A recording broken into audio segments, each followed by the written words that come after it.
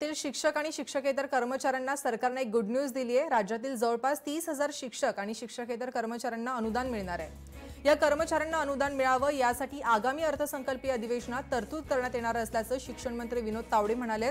अर्थसंकल्पात 350 कोटींची तरतूद यासाठी केली जाणार आहे। तसेच खासगी अनुदानित शाळांमधील शिक्षकेतर कर्मचाऱ्यांचा आकृतीबंध अधिवेशन संपल्यानंतर पुढील 15 दिवसांमध्ये मंत्रिमंडळाच्या मान्यतेकरता सादर करण्याची देखील घोषणा शिक्षण मंत्री विनोद तावडे यांनी केली आहे।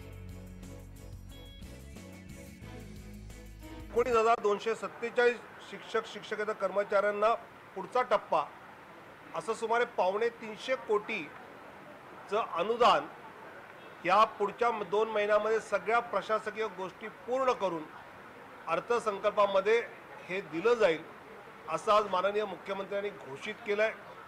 त्यामुळे बऱ्याच वर्षांनी शिक्षकांच्या या असणाऱ्या ज्या मागण्या आहेत त्या मागण्यांवर एक सकारात्मक भूमिकेचं पाऊल सरकारने टाकलंय।